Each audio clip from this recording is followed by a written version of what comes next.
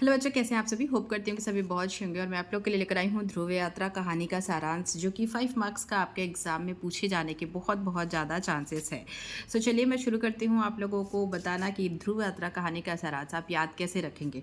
ये पूरा लिखा हुआ है, ये मैं आपको बता दूंगी, बट एक छोटा सा मतलब एक स्टोरी आपको मैं बताती हूँ, जिसकी वजह से मतलब एक छोटा सा मैं आपको एक रूपरेखा इसकी बता देती हूँ, जिसकी वजह से आपको ये कहानी याद रहेगी और दोबारा आपको इसको पढ़ने की ज़रूरत नहीं पड़ेगी, सीधे आप एग्जाम में जाके लिख सकते हैं। देखो, ध्रुव यात्रा मतलब उत्तरी ध्रुव और दक्षिणी ध्रुव, ठीक है। ध्रुव यात्रा कहानी का नाम है, ठीक है। तो उत्तरी ध्रुव और दक्षिणी ध्रुव की यात्रा, टोटल ये है। इन दोनों यात्राओं के बीच की पूरी कहानी है। यात्रा किसने की? रिपुदमन, राजा रिपुदमन, ठीक है। इन्होंने क्या किया? उत्तरी ध्रुव की यात्रा की। वहाँ ध्रुव की यात्रा करने के बाद वो जहाँ जहाँ गए वहाँ उनका बहुत ज़्यादा सम्मान हुआ। भाई यात्रा किए थे उत्तरी ध्रुव की, तो सम्मान तो होना ही था। रिपुदमन कहानी में मेन कैरेक्टर है। उसके बाद रिपुदमन जो है, उनकी एक प्रेमिका है, उनका नाम है उर्मिला, ठीक है। उर्मिला, जिनसे उनकी शादी नहीं हुई है, ठीक है। और इनका एक बेटा भी है जिसके साथ उर्मिला रहती है, लेकिन उर्मिला से रिपुदमन की शादी नहीं हुई है। तो उत्तरी ध्रुव की यात्रा के बाद ये कहानी इतना बढ़ता है कि भाई रिपुदमन जो है उनका हर जगह सम्मान होता है।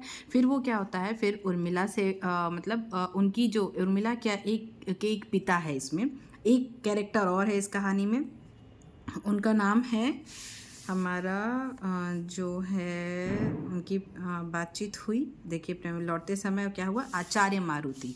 उर्मिला के जो पिता हैं मारुति, मतलब ये 3 लोगों के बीच कहानी, रिपुदमन, उर्मिला और मारुति। मारुति कौन है? उर्मिला के पिता हैं। रिपुदमन जब इस उत्तरी ध्रुव की यात्रा करके आते हैं तो उनकी मुलाकात होती है मारुति से। ये आचार्य हैं, ठीक है। तो इनसे वो उनकी काफ़ी देर बातचीत होती है। उसके बाद रिपुदमन को लगता है कि मुझे शादी कर लेनी चाहिए, ठीक है। क्यों ऐसा बताते हैं? क्योंकि जो मारुति है उनकी पुत्री उर्मिला है, ये उर्मिला को भी नहीं पता है, रिपुदमन को भी नहीं पता है। तो वो पहले शादी को लेके उनको बोलते हैं कि तुम्हें गृहस्थी बसानी चाहिए, और बहुत देर तक इन लोग की बातें होती है। उसके बाद रिपुदमन क्या करते हैं, उर्मिला के पास जाते हैं और कहते हैं कि मतलब मैं अब मतलब प्रेम को स्वीकार करना चाहता हूँ और मैं तुमसे शादी करना चाहता हूँ। बट क्या होता है, उर्मिला जो है वो पूछती है कि ऐसा क्यों बोल रहे हैं आप, अभी तो आप ध्रुव मतलब यात्रा पर निकले थे। तो वो बताते हैं कि मारुति जो है, मतलब आचार्य मारुति जी ने उन्हें समझाया है इस तरीके से। तो उर्मिला पहले इनकार कर देती है, बोलती है कि नहीं, वो ढोंगी हैं, उन्होंने कुछ भी बोला हो, लेकिन मैं चाहती हूँ कि आप अपनी यात्रा जारी रखें, आप शादी वादी के बंधन में ना बंधे, मैं शादी मतलब नहीं करूँगी। तो उर्मिला मना कर देती है रिपुदमन को शादी के लिए। तो रिपुदमन फिर आचार्य मारुति के पास जाते हैं। आचार्य मारुति जो है वो उनको बताते हैं कि उर्मिला जो है वो उनकी बेटी है, और उर्मिला के पास भी जाते हैं, उसे भी बोलते हैं कि तुम मेरी पुत्री हो, और उसे बहुत ज़्यादा समझाने की कोशिश करते हैं। मतलब कि रिपुदमन और मारुति दोनों उर्मिला को समझाने की कोशिश करते हैं, लेकिन उर्मिला जो है वो मना कर देती है। वो कहती है रिपुदमन को कि आप जाइए, अपनी यात्रा करिए। फाइनली रिपुदमन इतना के बाद जब वो मना कर देती है तो वो सोचता है कि चलो ठीक है, अब मैं यात्रा पे निकल जाता हूँ। वो नहीं मानती है तो वो अब दक्षिणी ध्रुव की यात्रा के लिए निकलते हैं, ठीक है। उसके दौरान उनका क्या होता है, उनकी जो खबर होती है, उर्मिला मतलब जो रोज़ उनके यात्रा से जुड़ी खबर जो है वो अखबारों में पढ़ती रहती है। तो तीसरे दिन खबर आती है कि रिपुदमन की मृत्यु हो गई है, और ये मृत्यु के संबंध में वो मतलब खबर सुनती है। तो यहाँ तक की आपकी कहानी है।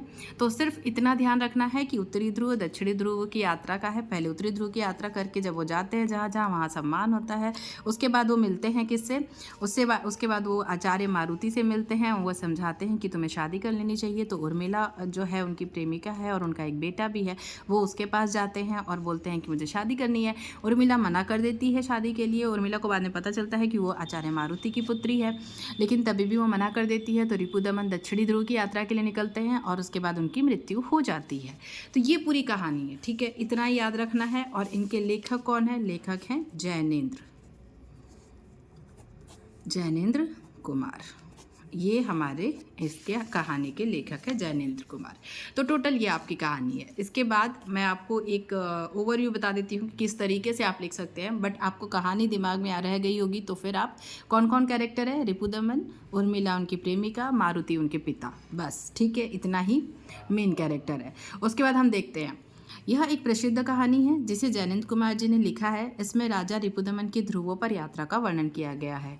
जब राजा रिपुदमन उत्तरी ध्रुव की यात्रा सफल कर लिए तब यूरोप के नगरों में जहाँ जहाँ रुके वहाँ वहाँ उनका बहुत सम्मान हुआ।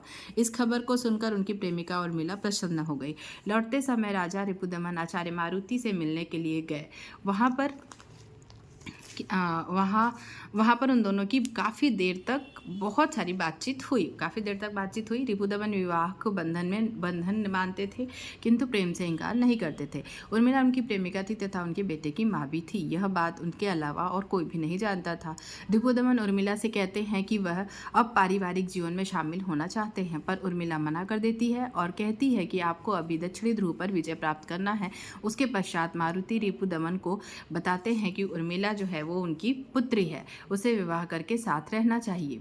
उर्मिला को सभी समझाते हैं परंतु वह किसी की बात नहीं मानती। अंततः रिपुदमन दक्षिणी ध्रुव जाने के लिए तैयार हुए, किंतु तीसरे दिन उर्मिला ने अखबार में पढ़ा कि राजा सवेरे खून से भरे पाए गए। गोली का कनपट्टी के आर पार निशान था। उन्होंने पत्र लिखा था कि मैं किसी के वचन को पूरा करने जा रहा था, ध्रुव पर भी बचना नहीं था, अब भी नहीं बचूंगा और भगवान मेरे प्रिय के अर्थ और मेरी आत्मा की रक्षा करें। तो ये हो गया हमारा पूरा कहानी का सारांश। तो आई होप कि आप लोगों को वीडियो पसंद आई होगी और वीडियो समझ में आई होगी। मैंने कोशिश की है आपको समझाने की, ताकि एग्ज़ाम के लिए आपको और ज़्यादा कहीं से पढ़ना ना पड़े। समझ में आया होगा वीडियो तो वीडियो को लाइक कीजिएगा, शेयर कीजिएगा। चैनल पर नए हैं सो प्लीज़ चैनल को सब्सक्राइब कर लीजिएगा।